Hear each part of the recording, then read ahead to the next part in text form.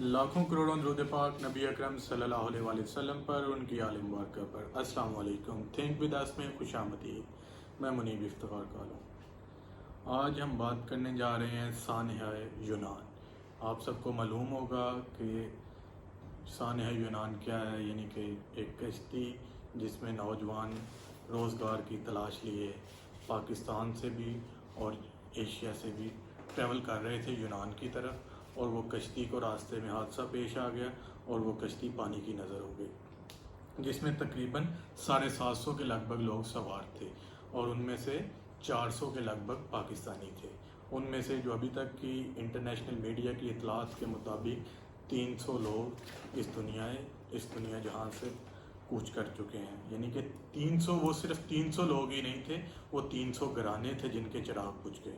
آج ہم اس کے اوپر بات کریں گے کہ آخر ایسی کیا وجہ ہے جس کی وجہ سے یہ حادثات، ہم اکثر یہ سنتے رہتے ہیں کہ فلاں جگہ پر یہ جو لوگ ٹریول کر رہے تھے ان کے ساتھ یہ حادثہ ہو گیا، فلاں جگہ جا رہے تھے، فلاں ملک میں جا رہے تھے، فلاں بارڈر پہ یہ واقعات ہو گئے۔ آخر ان واقعات کی نوبت کیوں پیش آئی؟ آخر یہ واقعات کیوں ہو رہے ہیں اور کب تک ہوتے رہیں گے، اور کب تک ہمارے حکمران سوتے رہیں گے، اور کب تک یہ جو ایجنٹ مافیا ہے، میں اس کو نام دوں گا ایجنٹ مافیا، یہ اپنی کمیشن پکی کرنے کے چکر میں اسی طرح گھروں کے چراغ بجاتے رہیں گے۔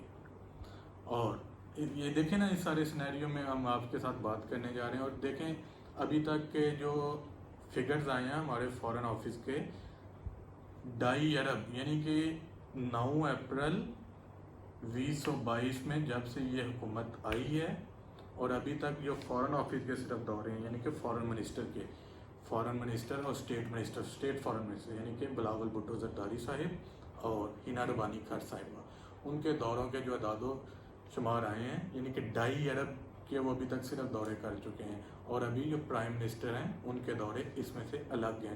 اور انہوں نے کیا اس میں ان کے جو 84 کے راؤنڈ اباؤٹ جو ان کی کیبنٹ ہے، ان کی جو لگژری لائف ہے، اس کو ابھی تک ہم نے کاؤنٹ نہیں کیا ابھی تک۔ یہ یعنی کہ آپ کو پتہ ہے نا، جیسے وہ ابھی پچھلے دنوں میں ہمارے پرائم منسٹر صاحب بھی گئے ہوئے تھے بائی ٹرکی میں، وہ عام شام کے بھی آپ لوگوں نے ویڈیو دیکھی ہوں گی۔ تو آخر کب تک؟ اور اگر یہ حکمران آ جاتے ہیں تو پھر یہ آتے ہی اپنے کیسز کو حل کرنے کی طرف لگ جاتے ہیں، اور جو دوسرے گزرے ہوئے حکمران ہوتے ہیں ان کے خلاف انتقامی کارروائیوں میں لگ جاتے ہیں۔ یہی حال عمران خان صاحب کا تھا۔ وہ جب اقتدار میں آئے تھے انہوں نے 1 لاکھ نوکری کا وعدہ کیا تھا، لیکن وہ کہاں ہے روزگار؟ ان کے 3.5 سالہ دور اقتدار میں کتنے روزگار کے موقع پیدا کیے گئے؟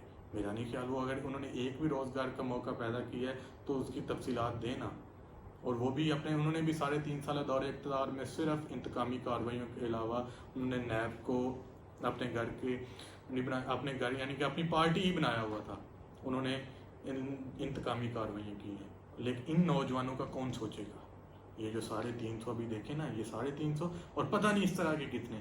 پاکستان کا جو لٹریسی ریٹ ہے ابھی تک، یعنی کہ وہ 60 سے 70% ہے، اور یہ نوجوان بے روزگار ہیں، ڈگریاں ہاتھوں میں لی، اور جب ڈگریاں ہاتھوں میں لیے بے روزگار ہوں گے تبھی اس طرح کے سٹیپ اٹھانے پہ مجبور ہوں گے۔ کتنی دیر آخر بے روزگار رہیں گے؟ اور جب تک نوجوان بے روزگار رہیں گے اس طرح کے واقعات ہوتے رہیں گے، لیکن ہمارے حکمران ان چیزوں کو نہیں سوچتے۔ اور ان ساری یہ آج اس کے اوپر کیا بات کریں، یہ صرف ٹوٹلی نیگلیجنسی ہے، ٹوٹلی نیگلیجنسی، اس کے علاوہ تو اور کوئی بات نہیں ہے۔ اور اس کے ساتھ ساتھ دیکھیں نا، 300 گھرانے ہیں، ابھی ان پہ صفِ ماتم بچھا ہوا ہے، تو ان کا کون ذمہ دار ہے؟ خدا را آخر کب تک ہم اسی طرح مذمت کرتے رہیں گے، اس طرح کے واقعات رونما ہوتے رہیں گے؟ میری تمام اداروں سے، تمام حکمرانوں سے اپیل ہے، ایک پیج پر اکٹھے ہوں، ایک واضح روڈ میپ دیں، آپ آپس کی لڑائی کو بھول جائیں، اس عوام کا سوچیں، اس پاکستان کا سوچیں۔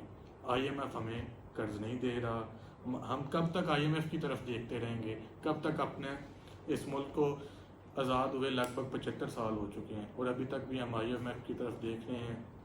ہم جو بجٹ پیش کرتے ہیں وہ ٹوٹلی خسارے میں ہوتا ہے، تو پھر ان نوجوانوں کا کون سوچے گا؟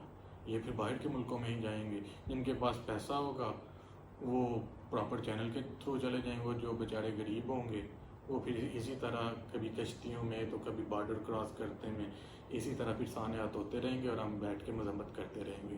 ہمیں ایک پراپر سوچنے کی ضرورت ہے، پراپر روڈ میپ بنانے کی ضرورت ہے۔ خدا را اپنی جو جو بھی انتقامی کارروائی ان کو پسے پٹ ڈال دیں، اور ان نوجوانوں کا سوچیں، اس ملک کا سوچیں. یہ ملک ہوگا تو آپ لوگوں نے حکمرانی کرنی ہے، جب یہ ملک ہی نہیں ہوگا تو آپ کس کے اوپر حکمرانی کریں گے؟ بہت شکریہ. السلام علیکم.